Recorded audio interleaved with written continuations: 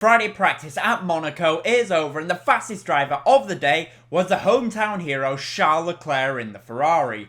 But what did we learn from practice? Well, in this video, I'm going to be doing a data analysis from free practice. If you enjoyed the video, then please hit the like button and subscribe for more F1 content. Now, let's get straight into the video. As usual, I'll be talking about the top 5 teams later on, which is Aston Martin, Mercedes, McLaren, Ferrari and Red Bull, so stick around for that. Yes, practice is over and the fastest driver of the day, like we saw at Imola, was Charles Leclerc in the Ferrari, as the Ferrari is looking very hooked up around this circuit, and the name of the game for today was actually grazing the wall, as a number of drivers brushed the wall during practice as they were testing the limits of this historic circuit.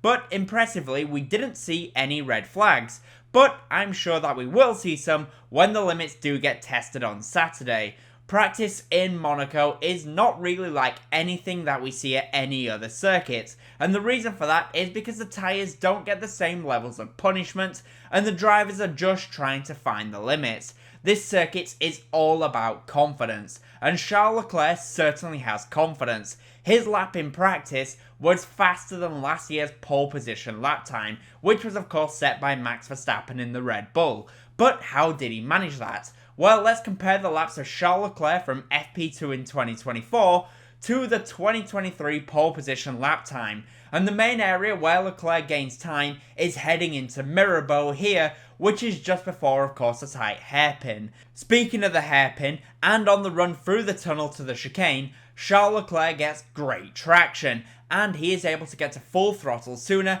and therefore he gains a lot of time through this section. As we go into qualifying, it will be interesting to see just how much faster these cars can go and just how much faster the times will tumble when we get set for final qualifying. So, we've seen how Monaco is already faster than last year, but let's now look at the top speed that the teams were able to reach. With this, we can see who is looking fast down the somewhat short straights and who's not looking so fast. And when we look at these, one team that stands out to me is Red Bull, as they clearly have things turned down at the moment, as Red Bull were only able to reach 279 km per hour. This tells me that there is definitely a lot more in the locker from them. VCARB were also down in a straight line versus their rivals, so there is still a lot more to come from them. Mercedes, it looks like though, had things turned up a little bit, which could explain their performance with Lewis Hamilton, and Haas were once again a rocket ship in a straight line. So the question now is then, in the midfield, what teams were looking good? Well, one team that had a somewhat decent day, which is somewhat surprising given their form so far this year, is Williams, as it looks like they could be in a decent position so far this weekend. And of course that is because Alex Albon was able to finish the day in P9. And if he can do that in qualifying, then he is probably 80% home for scoring his first points of the year in the Grand Prix. However, it will be very tight. Let's now compare his lap time to Yuki Tsunoda in the VCARB, who is currently in form. And when you look at these lap times, the main reason it looks like the Williams was so strong versus VCARB is probably because they had things turned up a little bit more than their rivals, the VCARB team. In the past, Williams have been very fast in a straight line, but that's not really been the case this year. But here you can see going into Casino Square and also heading into the chicane, Albon is clearly faster in a straight line.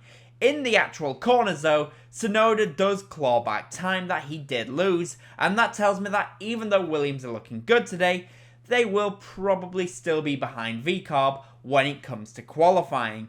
In qualifying then, I do expect a close fight for Williams, and there is a chance that they can get into the top 10, but it will be very close. I just want to say that if you are enjoying the video so far, then I would really appreciate it if you hit the like button and subscribe for more F1 content. Now though, let's get back to the video, and let's talk about the top 5 teams, starting with Aston Martin. For Aston Martin, it is not really a surprise that when it comes to a circuit where the driver can make more of a difference, that Fernando Alonso is up there in the top 3. Aston definitely looks a lot more comfortable at this circuit than they have at the previous couple of races, and that can be seen as even Lance Stroll was able to get a P7 finish today.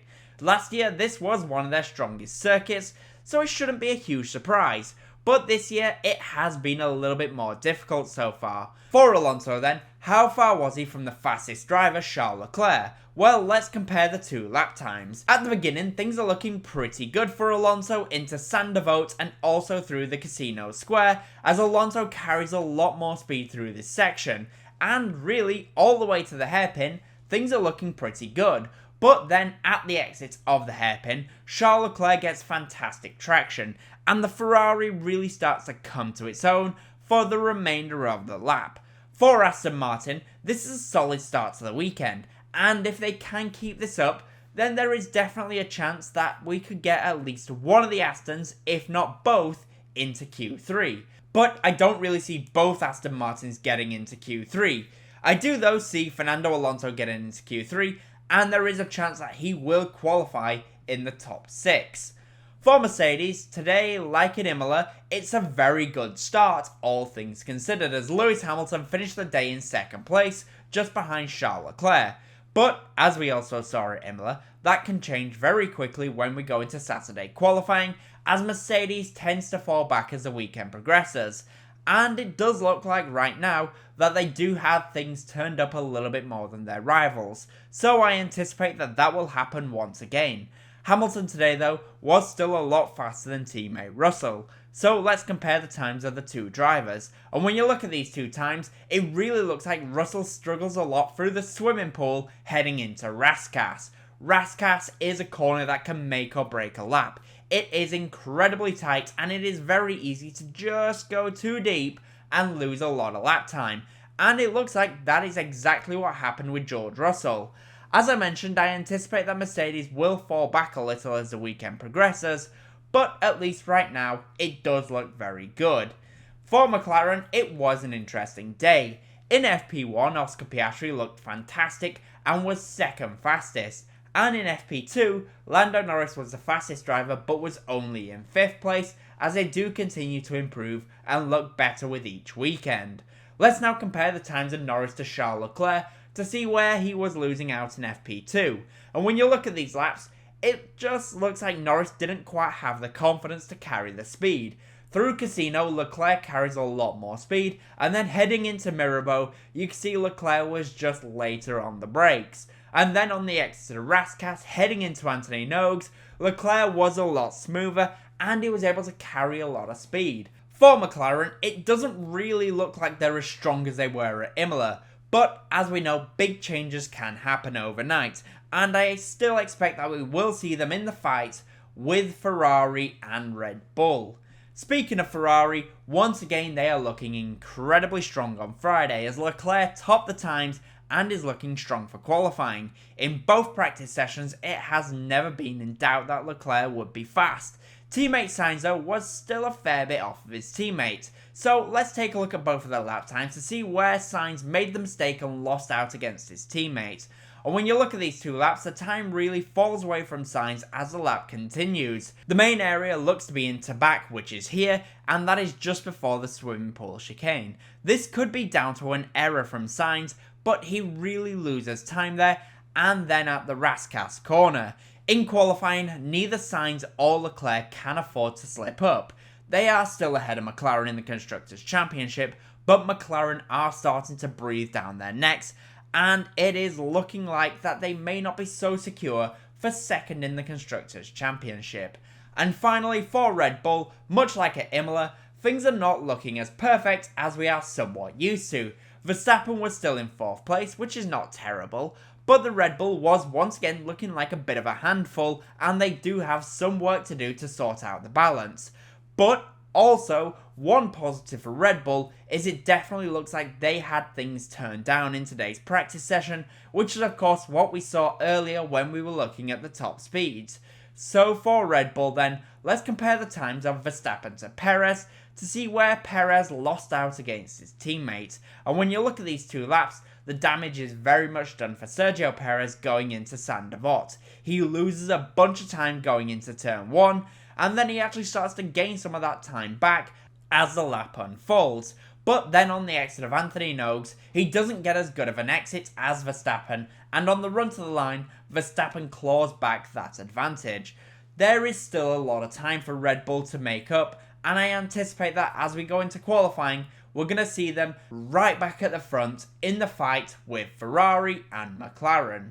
So with that in mind then, what are my final predictions for Grand Prix qualifying for the Monaco Grand Prix? Well, in P5, I'm going to go for Carlos Sainz in the Ferrari.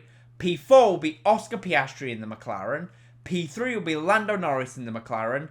P2 will be Max Verstappen, even though I do anticipate he will gain a lot of time tomorrow. And I think Charles Leclerc will take pole position for the Monaco Grand Prix. I just actually want him to take pole position with it being his home race more than anything. But those are what I think. The question is though, what do you guys think will happen? In the comment section down below, let me know. And as always, comment, leave a like, and subscribe for more F1 content. Thank you all so much for watching.